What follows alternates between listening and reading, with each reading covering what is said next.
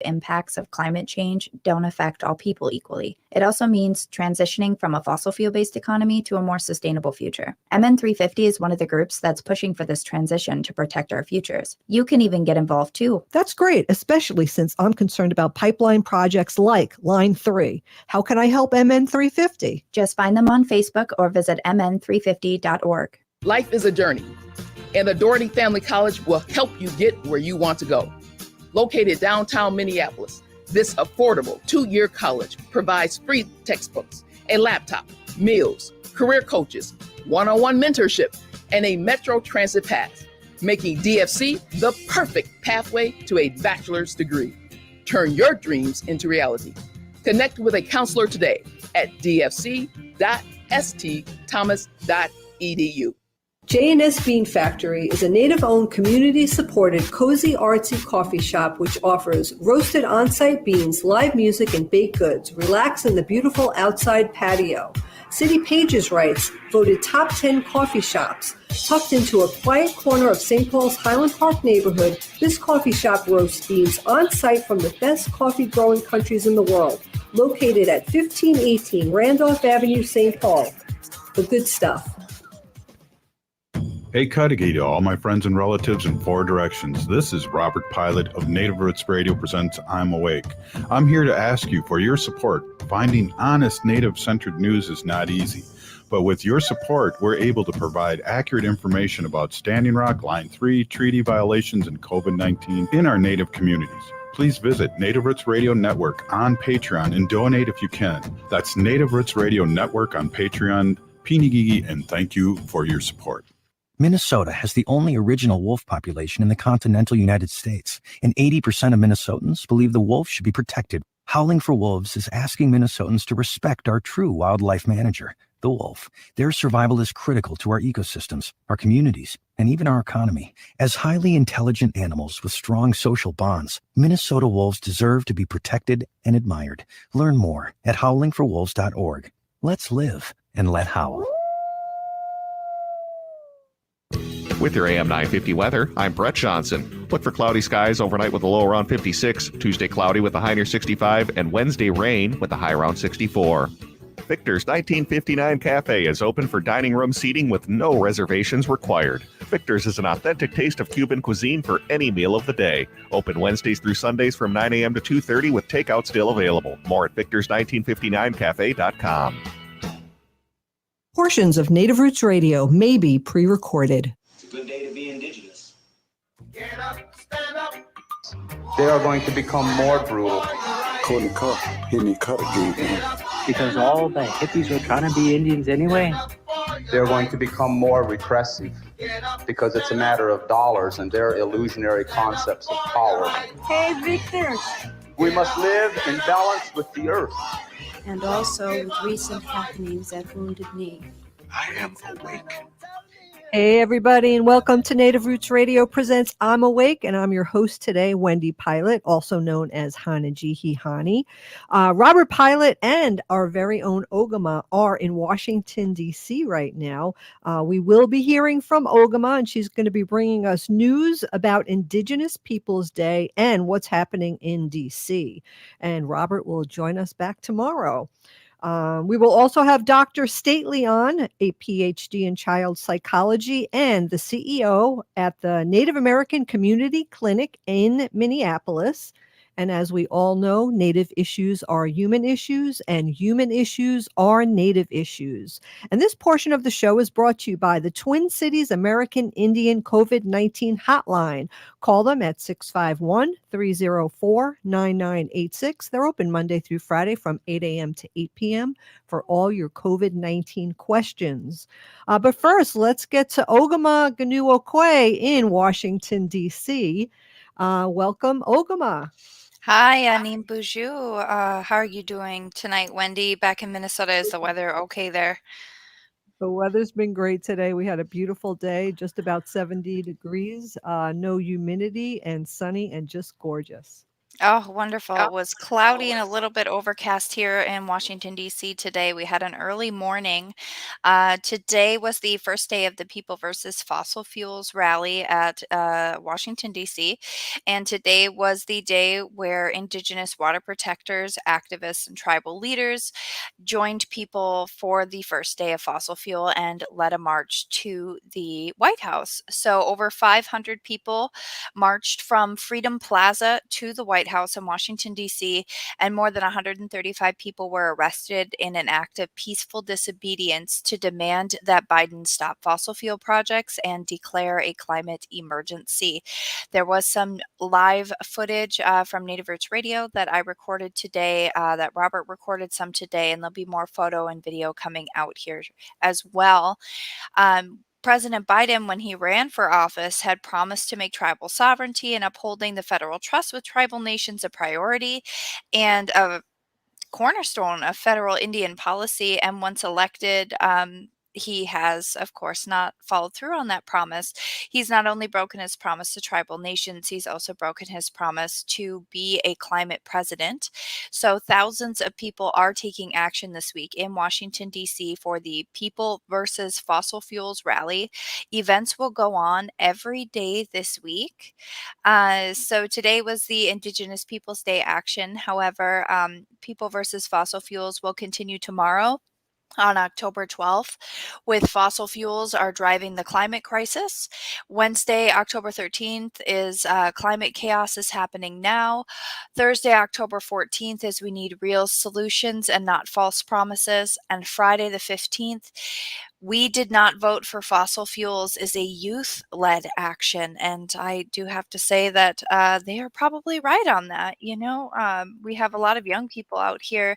I know Silas Neelam was one of them who was out here today, and he inspires my spirit, that young warrior, and he has been out here for so many of these events, and he has no vote. He's out here making his voice heard, and he has no vote. And there's so many of us that have been out here making our voices heard, making their voices heard on issues that are important when it comes to fossil fuels, the environment, and tribal sovereignty. And we just again have fallen on deaf ears. So they took it directly to the White House today, and it was incredibly powerful. Tomorrow, petitions with more than a million signatures are going to be delivered to the U.S. Army Corps of Engineers, with Indigenous spokespersons and supporters like Bill McKibben, who's the founder of MN 350, and others who are going to be advocating for that. One of those people is John Miller, who's a Minnesota resident rather, and he was a decorated Navy diver who recently returned his medals to the state of Minnesota in protest of the building of Line 3. He was a diver who helped after the I-35W bridge collapse and returned his medals in protest of the building of Line 3. We know that Line 3 currently has oil pumping through it, but we also know that Line 3 will leak.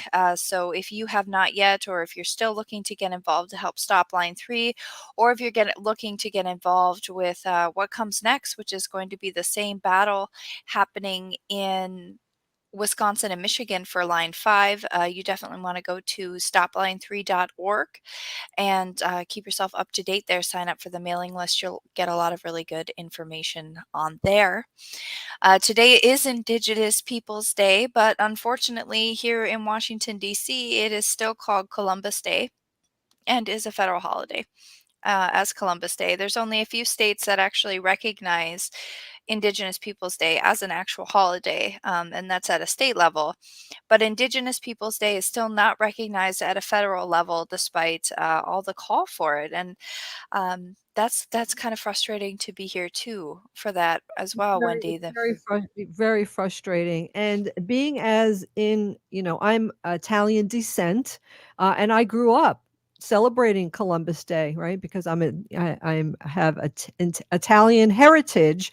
But once I learned that Columbus was, a rapist, and he killed, and they brought disease to the United States, and I really truly understood the connection between Columbus and the Native American people, I did, no longer celebrated him. And I'm sad as a an Italian American for those who still participate and celebrate Columbus. So I just wanted to bring that up. Yes, and that is something that Matt McNeil brought up. I was on Matt McNeil's show ahead of ours earlier today, and he brought up that a lot of Italian Americans celebrate Columbus Day because they feel like it's like an Italian American Day because they don't really have one of those. But there are better things that we could celebrate for Italian Americans and what they brought to this country than Columbus. Just saying. Absolutely. I agree 100%. So, some other really interesting stuff that happened today too for Indigenous Peoples Day from Native News Online. There are so many Indigenous Peoples Day events all over the country. I couldn't even believe this huge list they put together. There's events in Boulder, Cincinnati, Massachusetts, Washington, D.C. The Indigenous Peoples Day March today was mentioned. Events in Denver, Grand Rapids, Michigan, East Lansing, Michigan, New York City, San Francisco, Chicago, a lot in Michigan, 5 or 6 in Michigan, some more in San Francisco and New York. I mean, Indigenous people, Pennsylvania, Philadelphia, Pennsylvania, Olympia, Washington, all over the country. Just like today, there were representatives for climate justice from all over the United States here at this rally today for People versus Fossil Fuels.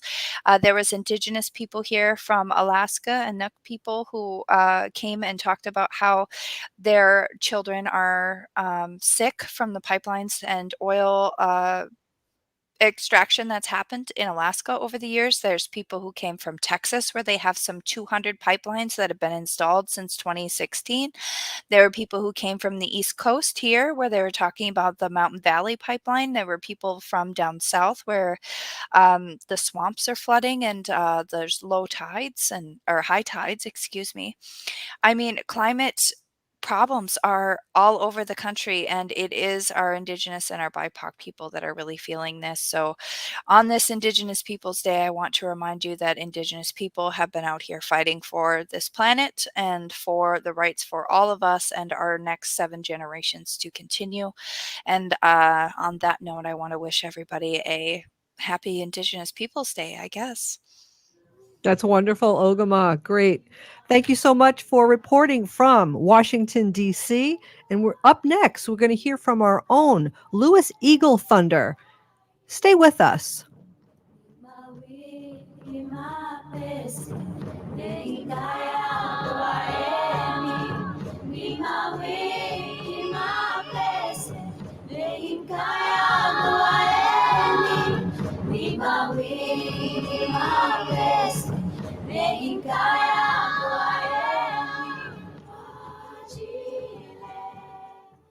We are your relatives. We are your relations. Brothers, sisters, sons, daughters. And some of us are your grandchildren. We are your community. Historically, we held places of honor and respect. Because of the impact of colonization, some of us are rejected, thrown out from family, friends, and community, set up as targets for sexual violence, sex trafficked, humiliated, tortured, and murdered.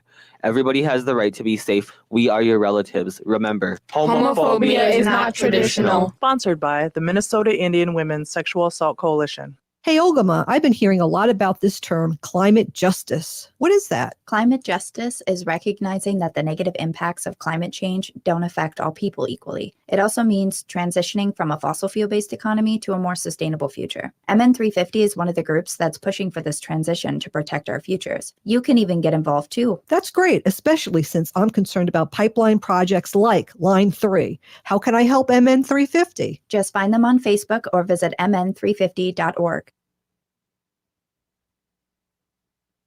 Minnesota has the only original wolf population in the continental United States, and 80% of Minnesotans believe the wolf should be protected. Howling for Wolves is asking Minnesotans to respect our true wildlife manager, the wolf. Their survival is critical to our ecosystems, our communities, and even our economy. As highly intelligent animals with strong social bonds, Minnesota wolves deserve to be protected and admired. Learn more at howlingforwolves.org. Let's live and let howl.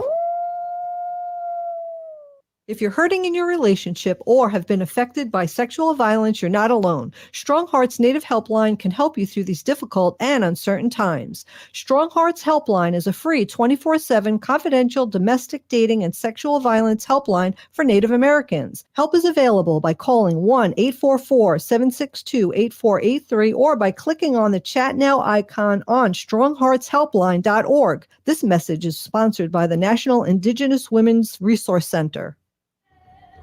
Bijou, I am Oshawashko Gijig. I'm from Red Lake Nation, and you're listening to Native Roots Radio.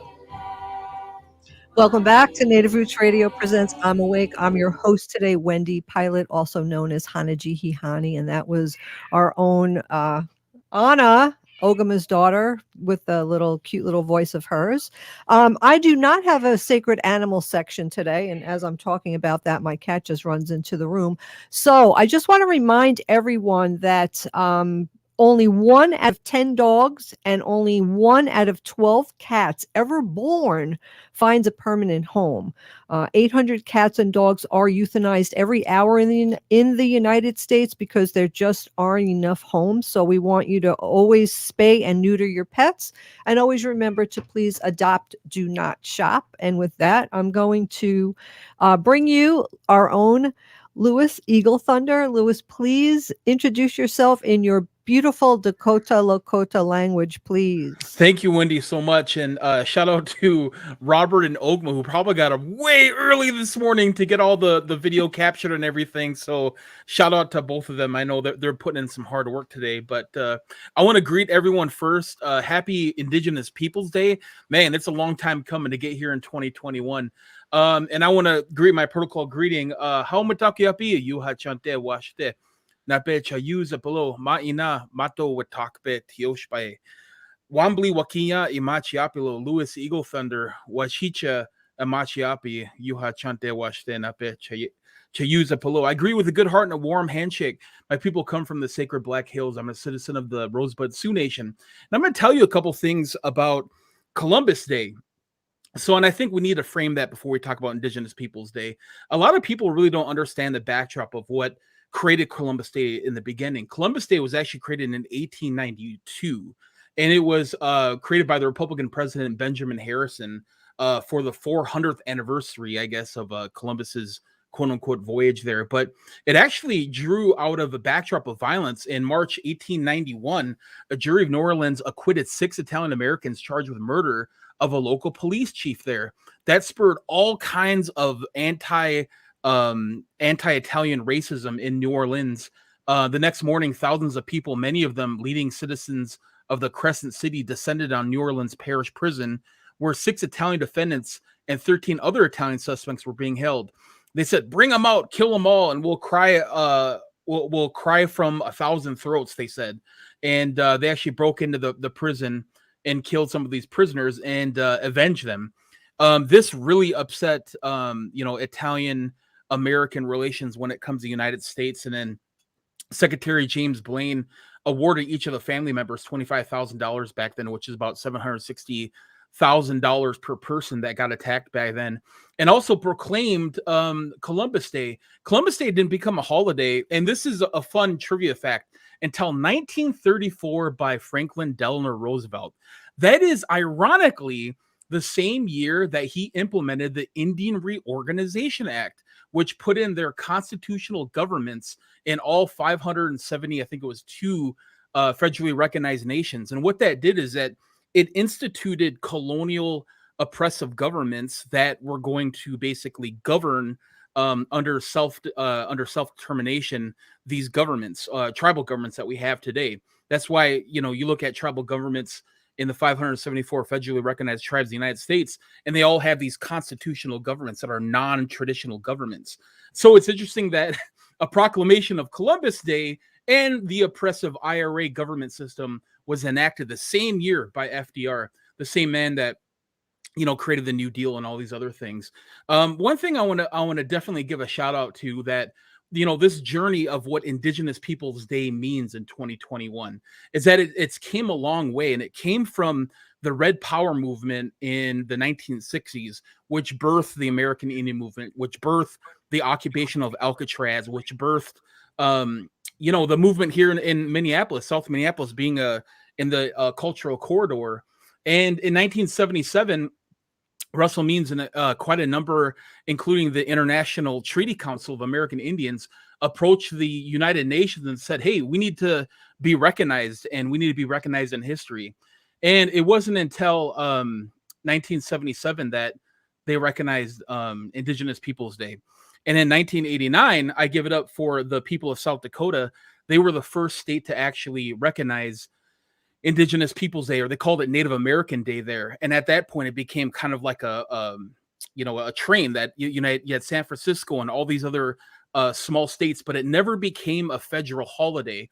In fact, I have a graph here from, I think it was, if I'm not mistaken, an organization that it is the Decolonial Atlas, and it kind of showed kind of a grim picture of who celebrates Indigenous Peoples Day right now. And I have some statistics too. A dozen states, more than 130 local governments have chosen not to celebrate Columbus Day altogether or replace it with Indigenous Peoples Day. Many states celebrate both. 11 U.S. states celebrate Indigenous Peoples Day or a holiday similar named via proclamation, while 10 others treat it as an official holiday. The 11 states that observe the holiday via proclamation include Arizona, California, Iowa, Louisiana, Michigan, Minnesota, Nevada, North Carolina, Virginia, Wisconsin, and Washington, D.C. I kind of felt like that itchy, what is that cartoon? Anyway, I can't remember right now, but it was like naming all the states. And then 10 officially celebrated include Alabama, Alaska, Hawaii, including South Dakota.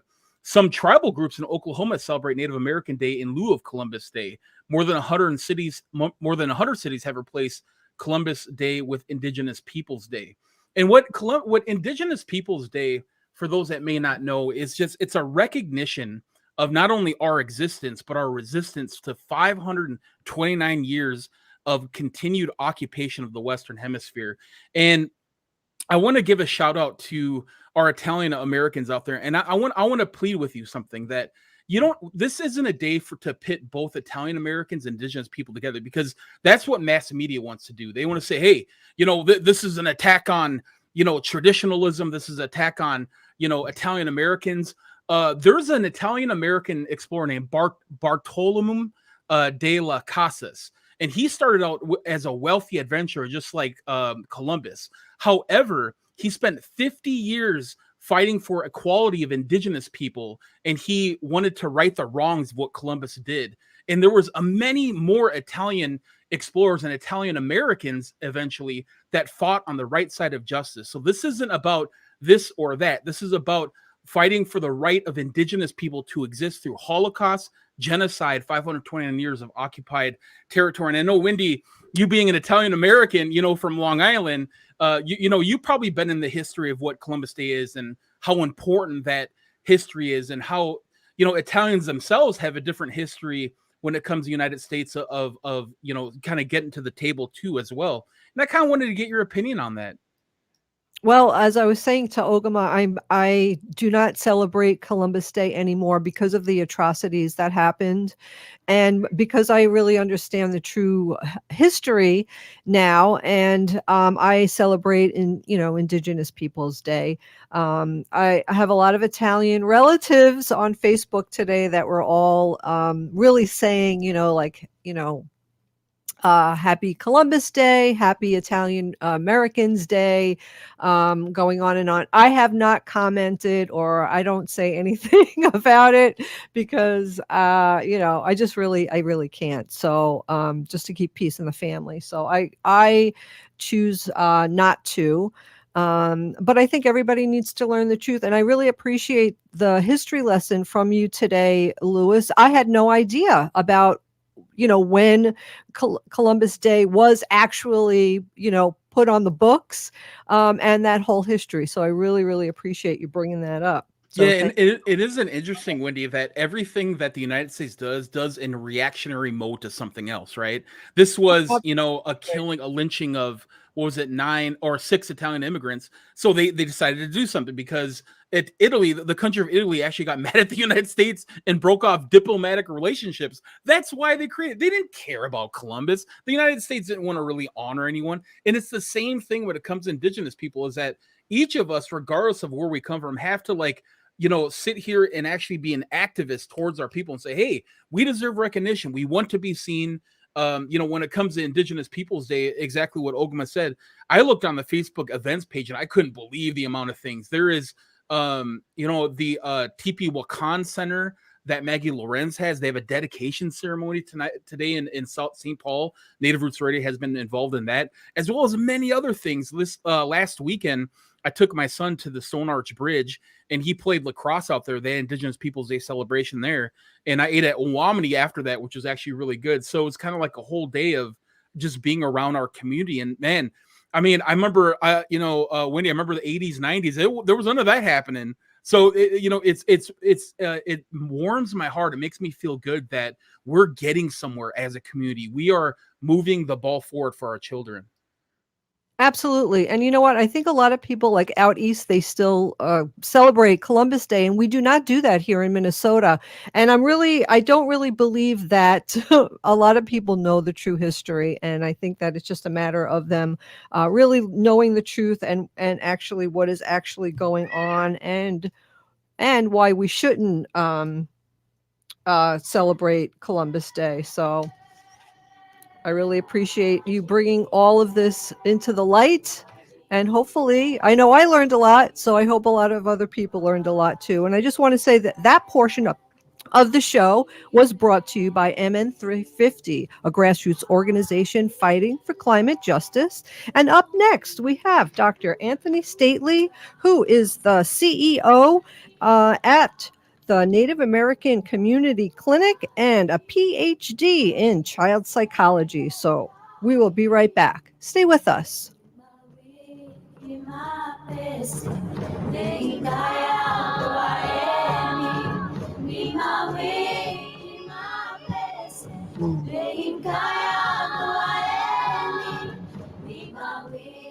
Hey, Wendy, what are we doing for dinner after the show? How about we go to J. Selby's on 169 Victoria Street in St. Paul? They have a delicious plant-based menu that's compassionate and environmentally sustainable. I'm getting their spot-on vegan Big Mac, the dirty secret. You can pick up and they deliver within a 5-mile radius, or you can call them at 651-222-3263 or visit jselbys.com. Well, you sold me one. Let's go order at J. Selby's tonight. I'm hungry.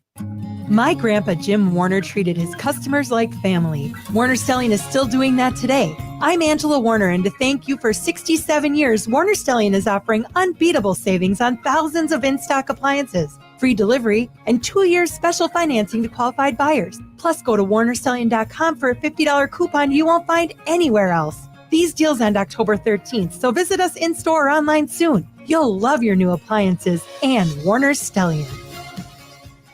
Ryan here with locally owned Snap Construction. Hey. Too much snapping. I have an important message. Roofing, siding, insulation, and window material rates have come down considerably. Production is up. Best of all, there's still time to lock in one of the many great city, state, and federal home fix-up loans with rates as low as 0%. Some cities are even offering no repayment until you sell or refi. We don't expect these programs to last much longer. Snap to it and set up your no-obligation inspection quote for your roofing, siding, windows, or insulation job today. Your Snap Construction remodel expert can lay out all the options for your roofing, siding, window, insulation project, along with all rebates, incentives, and federal, state, and city financing programs that you qualify for. Call Snap Construction today, home of the lifetime craftsmanship warranty. For over the last decade, we are arguably the most well-reviewed roofing, siding, window, insulation contractor in the Twin Cities. Don't take our word for it. Google us. Snapconstruction.com, 612-333-SNAP. Hello, Minneapolis. It's Randy Rhodes on your radio in the heart of the Midwest every weeknight from 10 to midnight on AM 950. The new Line 3 tar sands crude oil pipeline threatens our water and climate. It's the end of the tar sands party, and Enbridge wants to sell some oil. Tar sands is the dirtiest oil in the world, so they really put our Great Lakes water in peril. The environmental permitting for this process is a joke. The line was shoved down our throats. And that's wrong. And we're still fighting it, and it's brutal. They should do an environmental impact statement on this project. Visit stopline3.org to take action. What we want is a just transition. Hi, this is Laura. AM 950, the progressive voice of Minnesota, is home to some of the best political talk in the Twin Cities. Okay, the best political talk in the Twin Cities. We are one of the very few independent progressive radio stations in the United States. Thanks to AM 950 listeners and partners, we've stayed in business for 17 years. If you have a business or know of a business that could benefit from reaching the passionate listeners that support the advertisers on this station, send me an email, laura@am950radio.com. I was on a road trip this summer and it happened. A truck threw a rock, chipped my windshield, and the next thing I know, I had a crack. I wasn't just going to take my vehicle to any service center. I trust Rudy Luther Toyota to take care of my car. Whether routine service, new tires, large repairs, or even a cracked windshield, Rudy Luther Toyota has the professional, courteous, trained team you need to get your vehicle back on the road fast. Scheduling online is a breeze, and their service center is wonderful with Wi-Fi and coffee. No matter your vehicle, if you need service, head to Rudy Luther Toyota, 394 and 169 in Golden Valley. With your AM 950 weather, I'm Brett Johnson. Look for cloudy skies overnight with a low around 56, Tuesday cloudy with a high near 65, and Wednesday rain with a high around 64. Victor's 1959 Cafe on Grand Avenue is a little piece of Cuban cuisine right in South Minneapolis. Favorites include the Ropa Vieja, sweet plantain omelet, seafood paella, and more. They're open for both indoor dining room seating and takeout orders. More at victors1959cafe.com.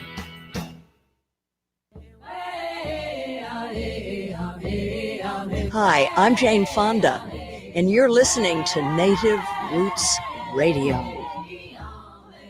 Hey, welcome back to Native Roots Radio presents I'm Awake, and I'm your host today, Wendy Pilot, also known as Hihani.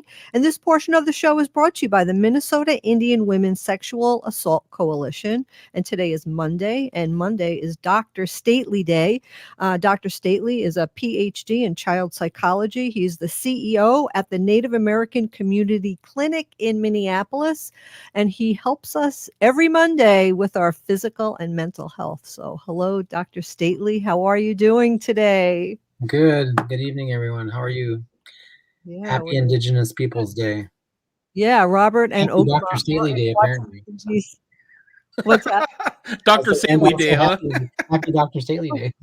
It is Dr. Stately Day. And Robert and Ogimaa are both in Washington, D.C. today. So Ogimaa is here with us, listening in. And Robert they're at really bougie hotels, by the way, too, just so you know. Yeah, well, if you're in DC, you got to do the DC thing. Stay bougie. There were only so many options nearby where we needed to be. Okay, this is not. I feel a little out of place here. I can imagine. Where are you guys staying at? Are you like near the Capitol? Yeah, we're pretty near the Capitol. We're not too far off. We're actually right next to Black Lives Matter Plaza, which is really nice. kind of nice. I saw a picture of Robert in front of is it the Robert E. Lee statue? Or what statue was that he was in front of?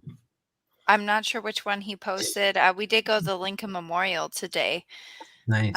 So it may have been that one. I'm not sure. Is it the one that reads, the one that was vandalized? Expect us. Yes. Yep. So one of the, so I guess I didn't cover that in the news today because I feel like most people seen it on social media. But a statue in the park today in front of the White House was vandalized overnight with the words "expect us" in red and red handprints all around it. So if you haven't seen "Expect Us" yet, make sure to go take a look at some of those pictures there. Yeah. A lot of really great photographers taking photos of that now. Yeah, it's foreboding. So that's awesome. Yeah.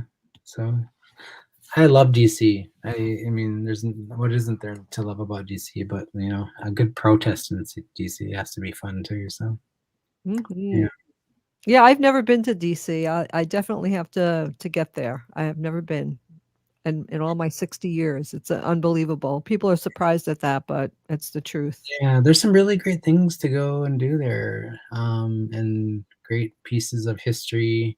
Some of it not always accurate, but we see a lot of that inaccuracy. Well, I mean, quite frankly, you see it across the United States everywhere. So it's like, why not DC as well? But yeah, I haven't been there since before I had kids. So someday I want to take my kids there. Kind of take them to the mall, show them the museum. The museum's pretty amazing. So Yeah, definitely. there the year How are before. you, Dr. Stately? How I'm have you doing well. My kid is a little under the weather. He's had this horrible cough for like 2 weeks. I've had him tested 2 weeks in a row. He's negative. His test always comes back negative. He's also negative for strep, even though he has this is his second week in a row where he starts the week with a really severe sore throat, and then he tests negative for strep. So it's kind of a little bit of a conundrum for me, but I'm taking him back to the doctor tomorrow, and I'll figure it out. So. Is he able to do what he normally does, or is he, have to stay? I mean, he's not he gets bad. I mean, I think the biggest concern I have, I mean, I was hospitalized for COVID, and I remember what it felt like to not be able to breathe, right? And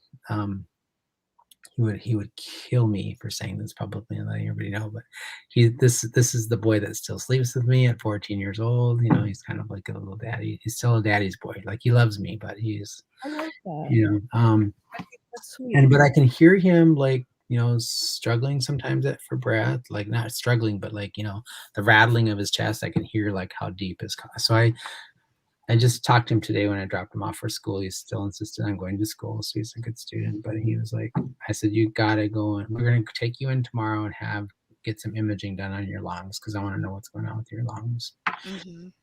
So, and remember, I think all of you all know that exactly this time last year, we sort of within the next 3 weeks, we all got COVID, right? And so, and I know that there's, scarring and stuff like that happens to people's lungs as a result of COVID. So I just got to take them in and be a little bit more persistent with my provider and say, get me some pictures of his lungs. I want to see what's going on with his lungs. Yeah, definitely. You want to make sure that there isn't any inflammation. Go ahead, Ogimaa.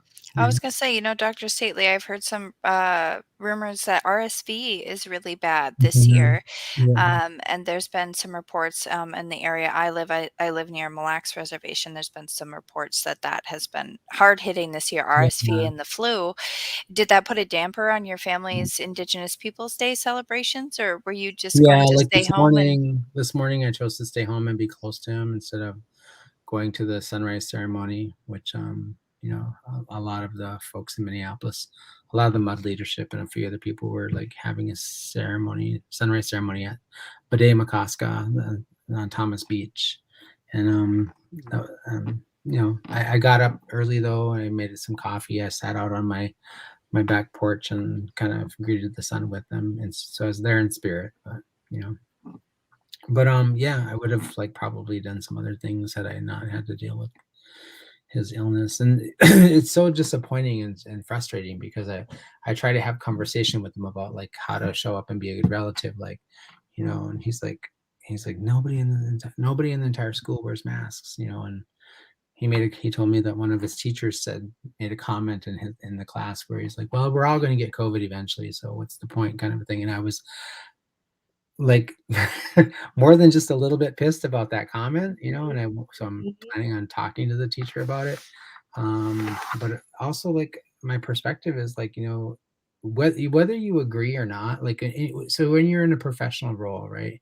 You're in a professional role as a doctor, as a lawyer, a teacher, an instructor, somebody who's helping to develop young minds, right? You have a responsibility to sort of think more thoughtfully and tactfully about the way you use language and the things that you tell young people, right? You're cultivating not just their understanding of the textbook knowledge you're giving to them, but you're trying to teach them to be critical learners too, right? And you're also helping to shape who they are going to become, and to not use that opportunity to say to have a critical conversation, right? And help them think through how to make a better choice was just really, quite frankly, it pissed me off. So I'm glad you're going to be talking to that teacher about what that teacher I'm going should to talk to the teacher, and I'm also going to talk to the principal.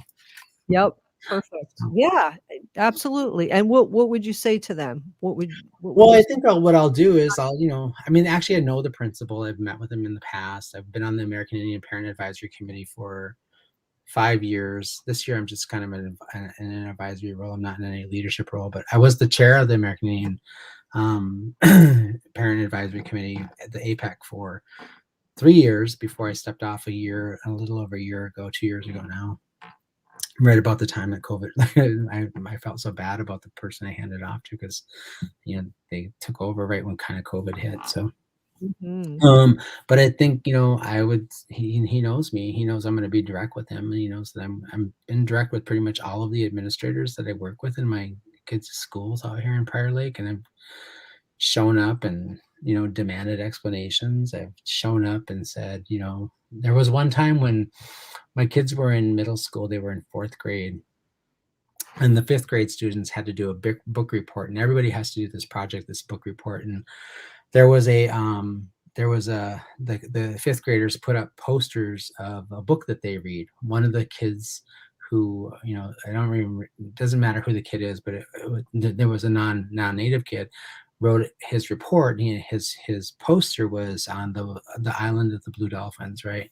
And there's a piece of the book that, if you've never read the book, there's like a part of the book that isn't even that deals with Native people and this idea of them killing the blue dolphins. And this kid had drawn a poster with an Indian on the top. It's kind of he probably looked like an image of Sitting Bull, because that's what the image looked like, and it said "wanted" across the top for killing the blue dolphins, and it said in fine writing, a despicable human being or something like that. Anyway, it was kind of like some really unsavory things said about the kid, said about this person in the book. And this is what the kid drew from reading the book, right, in 5th grade. And it's for me, when I was walking down the hallway, it stopped me dead in my tracks, right? And I was I looked at it and I was like, oh, hell no.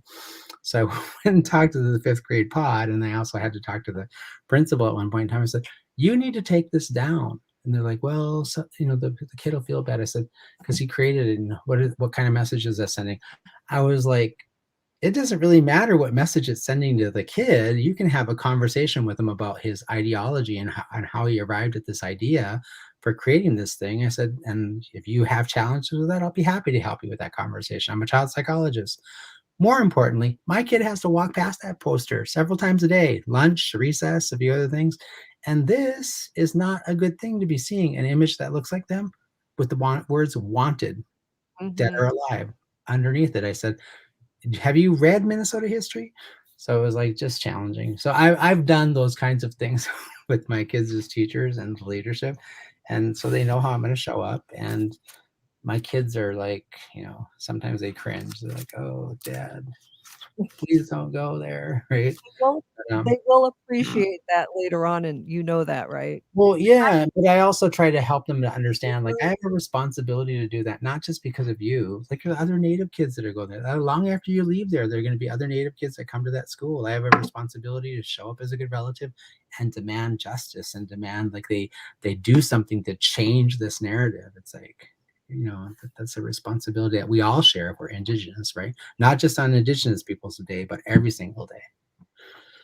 Absolutely. So, yeah. Anyway, I'll see I'll let you know next week what it feels like to show up and say something to the principal. So. Yeah, we'll definitely want to hear about what happened and what their response was. I really love to hear that. Do you have time to be with us for another segment, Dr. Stately? Absolutely. You are listening to Native Roots Radio presents I'm Awake. I'm your host today, Wendy Pilot, also known as Hanaji Hiahani. In the house, Louis Eagle Thunder, Ogimaa Giniw Ikwe, Dr. Stately. Robert will be back tomorrow. We'll be back with Dr. Stately. Stay with us.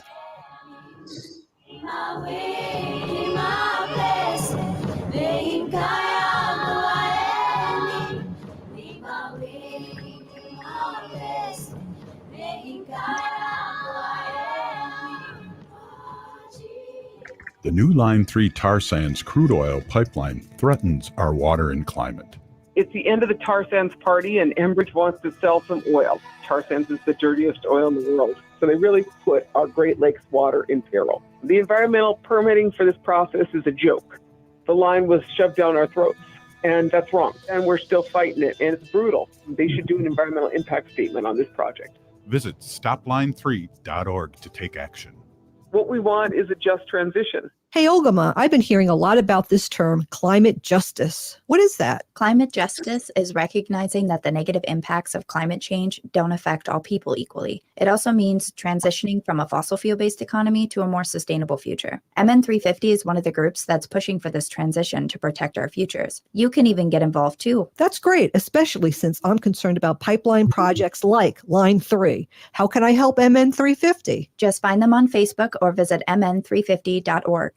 I heard sex trafficking happens a lot in Indian country. What is that? Here are some of the real reasons why sex trafficking happens in Indian country. Unequal gender roles that were forced on us by colonization. Communities don't have enough resources. Silence around domestic and sexual violence. Lack of attention and justice for missing and murdered Indigenous people. There's a lot of behavior that keeps our communities out of balance. These are just a few true reasons why Native communities are targeted by traffickers. When these acts of violence happen in our communities, it opens us all up for exploitation. Sponsored by the Minnesota Indian Women's Sexual Assault Coalition.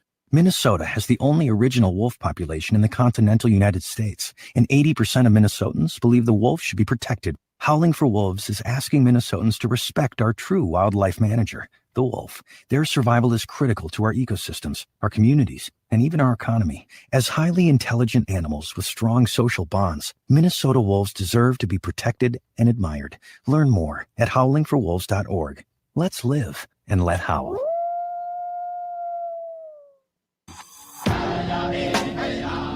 Hi, this is Representative Sharice Davids from Kansas. I'm Ho Chunk, and you're listening to Native Roots Radio. We are a Lusa Nation.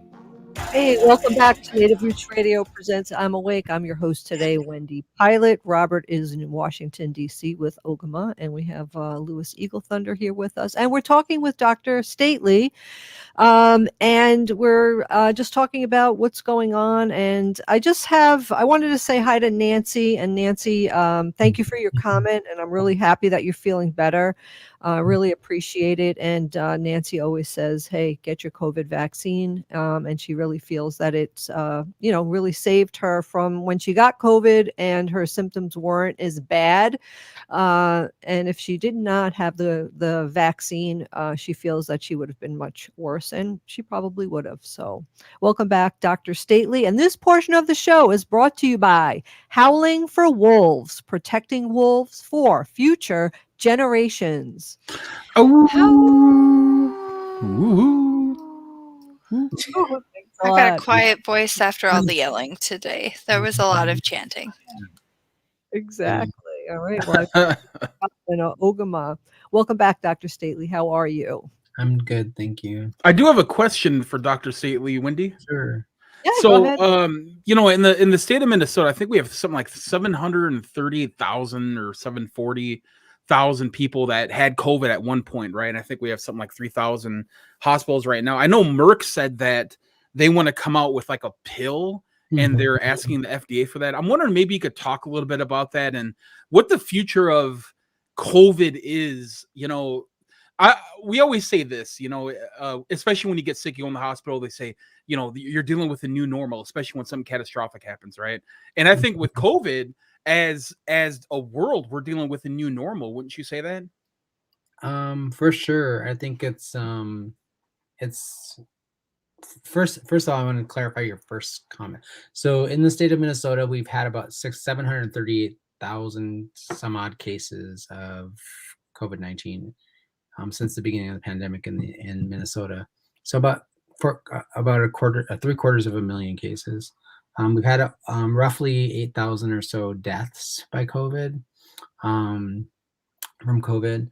And one of the things I wanted to take a really quick opportunity to say something specific here to the listeners in Minnesota is the state of Minnesota has done an amazing job. This administration has done an amazing job, by the way, of making sure that the health department, social service agencies, and those kinds of folks, Department of Health Services, or Department of Human Services, rather, that funds a lot of healthcare services, disaggregate their data and show the rates of impacts of things, diseases, and a number of other things on hard to identify or marginalized communities. So we've done a great job over the last couple of years doing that. reporting that data. And within this context of COVID, we've done an amazing job with reporting the impact on Native people across the state. So I get weekly reports from the state of Minnesota State Health Department on COVID numbers. And one of the things I just wanted to say was that, we had between last week and this week, we had 575 more cases, 525 rather, 525 additional cases of COVID from last week to this week. And we had 8 more deaths. And that doesn't seem like it's significantly impactful. Like you'd think, well, that's not a whole lot. But when you think about the size of the Native American community generally, we're less than 2% of the population of the state, right? And so to lose, between 4 or to have, a jump of 5% of cases and a death rate that's around 5% as well from one week to the next, that's substantial, right? That's significant. I think those are the things I kind of wanted to make sure that people understand the impact that it's having in our community still, and help people to understand the importance of getting a vaccine, because we do see significant evidence that when you get a vaccine, you're less likely to get seriously ill, hospitalized, and you're much less likely to die, right? Specifically within this context of this new Delta variant, which is very, very early. But I do think also, to answer your other question, I think, yes, we are in a new normal of how I think we will be living, at least at minimum, for the next, couple of years. There's, there's the prevalent conversation, I think, in among health leadership is that this will be something we're living with for at least a couple of years, right? And we are likely to have additional pandemics. One of the things that's interesting about this one specific pandemic is that, we were ill prepared for it because we got comfortable and we believed as a society that we had done everything that we needed to do. So we, our past leadership, our past president dismantled things that helped us to prepare for that, like, cut off the funding for research and things like that would support our ability to actually track something of this nature and then to respond in an appropriate way. So I think I'm hoping that, what we've learned over the last, 19, 20 months of this specific situation, which is now an international situation, is that we have learned, not to let our guard down, to be, really thoughtful and intentional about making sure that we're taking care of, our tracking information, taking care of and protecting our not just our citizens, but citizens of the world, right? What this pandemic taught us significantly is that we are all related to each other, right? And very, real ways. And if we don't do a better job of being a global citizen on top of being American citizens, on top of being citizens of our Oyates and our nations, right? We have a responsibility to do that, because the choices I make has an impact on every single person on the planet. We might not see it. It might not be visible to us, but that doesn't mean it isn't there, right? And we as Indigenous people know a lot about things that aren't there, right? That are real. So anyway. That's excellent. That's really important for people to hear what you just said, and I think that it's really important. The craziest thing I just heard this week is that someone told me that they heard from many people that they are not getting vaccinated because the migrants coming from Mexico have a choice whether they could or not get vaccinated. And they are so upset about that because they think it should be mandated that they're not getting vaccinated. And my response was, and I can't remember how you exactly say it, but isn't that biting off your nose to spite your face? That type of thing? Like, why wouldn't you get vaccinated? Why would you not get vaccinated? Because you're worried about the migrant people. And I actually looked up numbers, and they're actually getting vaccinated at a higher rate than American people who are already live here. So that's something I as think well. What would you say to people like that? professionally You might or not like, be able to say professionally.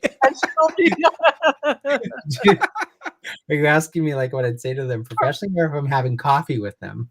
Right. I guess professionally. Well, I mean, I think Oh. professionally, I would say like, that just doesn't make a lot of sense. But, that type of response to me is embedded in a significant amount of